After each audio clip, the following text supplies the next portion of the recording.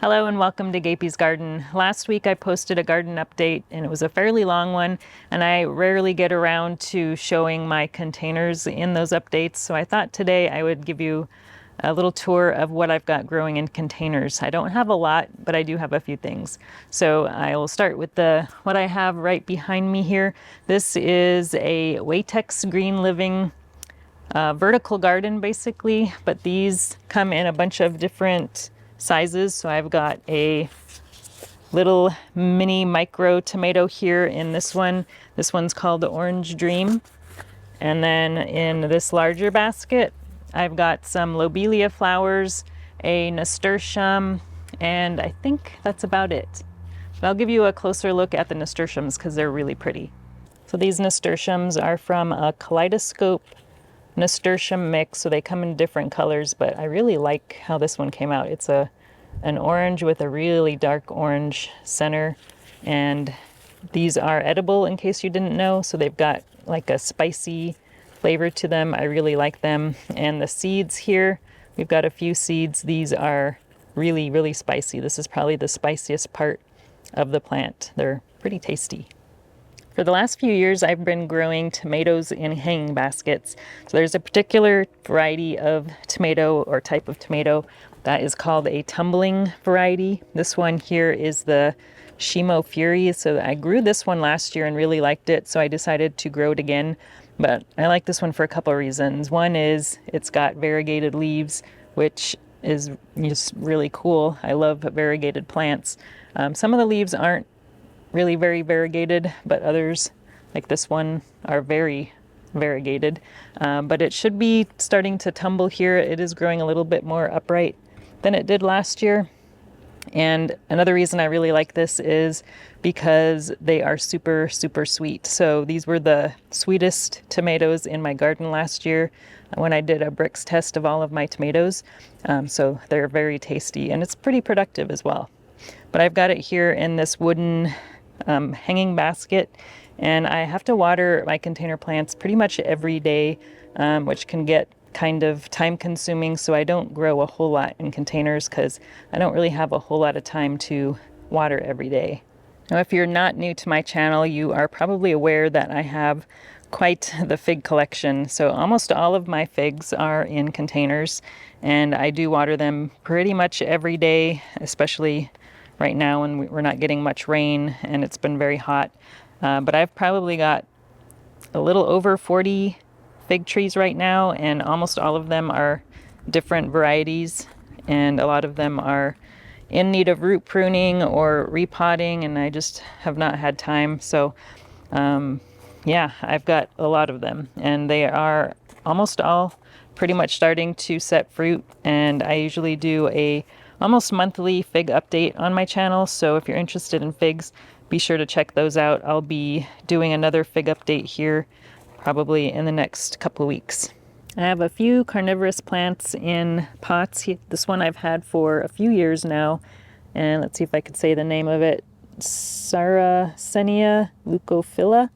So this one's a pitcher plant, and I'm not sure why, but for some reason some of these pitchers are getting all dried out on top. This one here is looking really good, but some of these are, I don't know, getting kind of crispy. I don't know if it's not wet enough or what, but I haven't had that issue in the past. And then I've got two new ones that we picked up at the Flower and Garden Show this spring. These ones are Venus flytraps. This one is a green one. It doesn't say what variety it is, but this one is a dark purple one called Red Dragon. It's kind of hard to tell if it's dead or alive, but it doesn't look so great. So I don't know if that one's going to make it.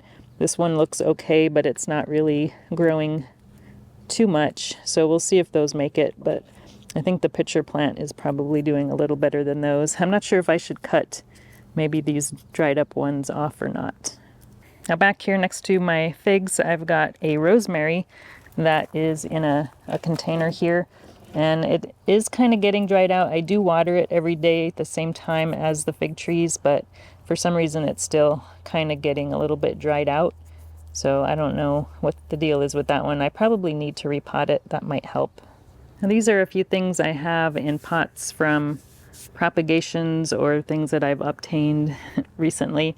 This bigger one here, this is a mulberry that I'm thinking about planting in the backyard. I'm not sure what the variety is, but I picked that up at one of our fig tastings last year, and it's been in this pot pretty much ever since. Then I've got a lavender here that I propagated from our lavender bush. And then here we have a honeyberry. This is a blue moon variety. So this was taken off of one of our existing bushes. There was a branch of it that was laying on the ground and it had rooted. So I decided to dig it up and try potting it up, and it seems to be doing pretty well. I potted this up, I think it was last fall that I dug it up, and I probably need to put that into a bigger container too. Now we're here in the front yard where I have a few more containers. This one here is one that's got some succulents in it. So I don't water the front yard very often, so I need kind of drought tolerant things. So we've got a bunch of really kind of cute succulents in here. There's another one here. And then I've got some moss roses in here that I started from seed. I think I only got 1 or 2 of these to germinate this year. So they're kind of done flowering. So I don't know if maybe if I pinch those off, if they might keep flowering or not. But that's in that container. And then this is a plant that I picked up last year that I just haven't gotten around to planting, but I just was really attracted to these variegated leaves. But this is a Tasmanian tiger euphorbia. So I've got a euphorbia in the ground back here behind the peonies, but it's not a nice variegated one like this. I just haven't figured out where I want to plant this yet, so it's just been sitting in this container. And I have another cool container in the front yard with some succulents in it. Unfortunately, there was a grass kind of an ornamental grass in the middle that seems to have died, so there's like this root ball here. So I need to find something else to plant in the middle here. If you have any ideas of some nice drought tolerant plant I can plant in there, let me know. But I've got a bunch of different succulents. Oh, by the way, this was a garage sale find, and I can't remember how much we got it for, but it was a really good price. But it already came with some of these succulents, but I also planted a few of them as well.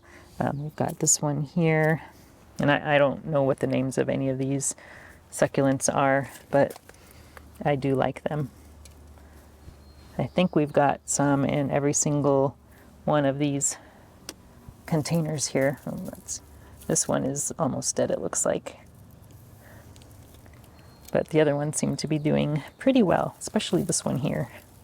On the side of our garage, we have this really cool pot here, but as you can see, there's nothing in it. So I had a coneflower in here for several years, and for some reason it decided it didn't want to come back this year. So I need to either find another coneflower or put something else in this spot that's maybe more drought tolerant, because we don't get a lot of rain or watering here in this spot. Since I mentioned I don't do much watering in the front yard. So I've got tons of succulents here as ground cover on this side of the garage, so they seem to be enjoying it here. So maybe I'll see if I can find some other succulent maybe to put in this pot. But if you have any ideas, let me know. This is a really neat spot for something cool, so I'd like to put something of interest in here. I'm going to take a look at the other side of the garage. We've got one more container back here, and I won this one in a giveaway. It's a ceramic pot, if you can even see it. We've got these vines growing up along it, but it's a really nice pot. I should probably cut some of these back so you can actually see the pot. The only thing we have growing in this pot is this sea holly, which I can't remember if I started this from seed or if I got this at a nursery. I'm thinking I got it at no, actually I think I did start this from seed. I'll have to double check, but it's been growing in here for probably 4 or 5 years now, and it's been coming back every year, so that is pretty cool. But I would like to find some other plants to plant in here with it. I think there used to be a few things in here, but I think that's pretty much all that's growing in there, and it's very dry. So if you're looking for drought tolerant plants, this thing seems to be pretty drought tolerant. Here's a look at our beehives. We've got 3 in the front yard and 2, actually 1 in the backyard now. We did lose one earlier in the spring. But I have a lot of stuff here in the front yard that I don't really show very often. I think the last time I've done a front yard tour is probably, I don't know, 4 or 5 years ago. But if you're interested in seeing a new tour of the front yard and what I've got going on here, let me know in the comments, and I'll consider posting an updated front yard tour. Thanks for watching, and we'll talk to you again soon. If you enjoyed this video, please like and subscribe. You can also find me on Instagram, Twitter, and Facebook.